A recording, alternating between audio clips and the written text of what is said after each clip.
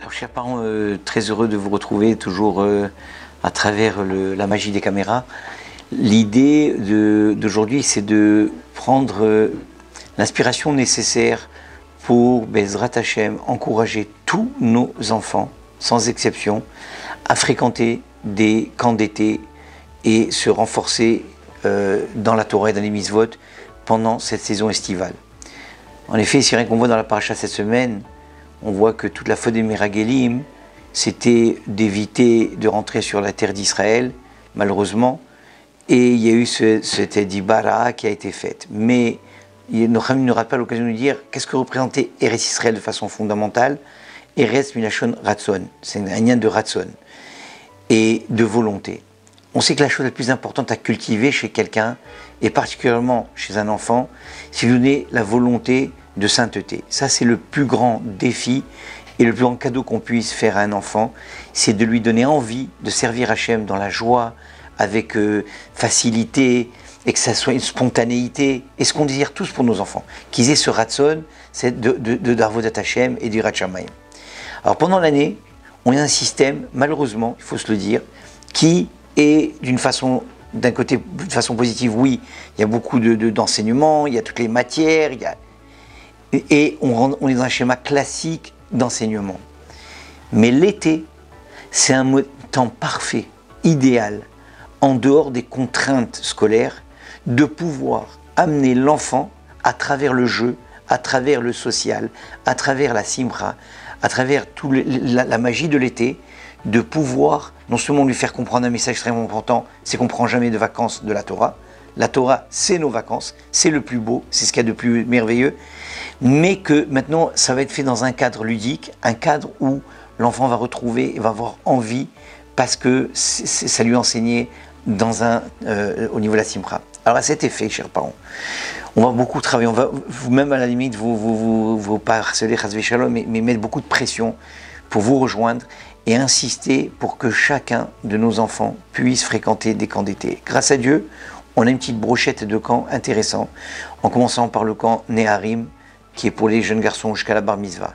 Yavne, cette année, sous l'initiative de Rav Reuven Fima, ouvre un petit camp qui s'appelle le camp Noam, un petit camp qui se voudra grand si Dieu veut, pour les 13 ans et plus. Je parle des garçons. Chez les filles, un camp qui a Bourg-Hashem fait ses marques et qui a une réputation extraordinaire, le camp de Madame Laurence Dayan, Mishpacha.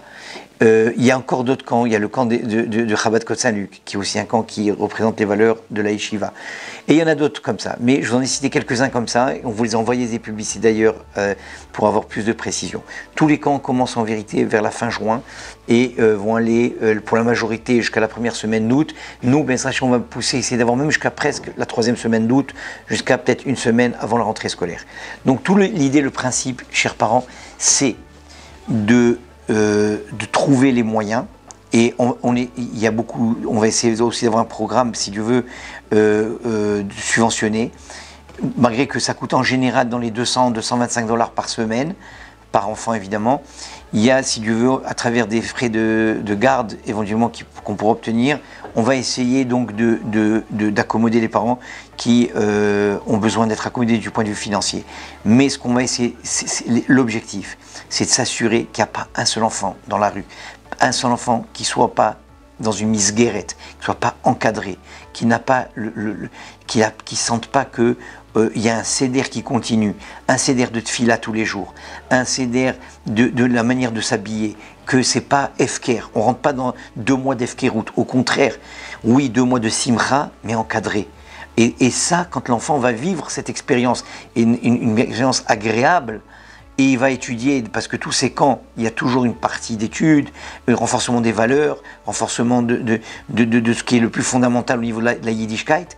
Donc ça va faire en sorte que l'enfant maintenant, il va entendre des sipourés de tzadikim, il y aura des feux de camp, il y aura de la guitare, il y aura de la ronde, il y aura des excursions à l'extérieur. L'enfant aussi, dans un cadre pareil, il aura ce qu'on appelle mochin de gadlout. Son esprit va s'agrandir. Et quand l'esprit s'agrandit, on peut tout mettre. Comme nos amis disent, Rabbi Udanassi, avant de commencer un cours, qu'est-ce qu'il faisait à des gdolim, on ne parle pas de petits, de gdolim, qu'on sait pas, mita de bdichuta, une petite blague. Parce que dès qu'il les mettait dans un état de relaxation et de sympathie comme ça, automatiquement, tout le monde commence à prêter l'oreille et à une réceptivité bien meilleure que dans un contexte scolaire rigoureux où il y a beaucoup de règles. Là, ça va être dans un grade extrêmement agréable. Alors, il y a plusieurs camps, il y a plusieurs formules, il y a plusieurs dates.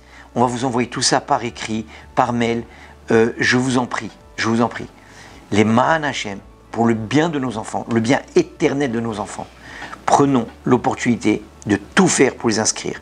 S'il y a des problèmes de difficultés financières, adressez-nous, on va vous aider. On va trouver des sponsors, on va trouver tout ce qu'il faut.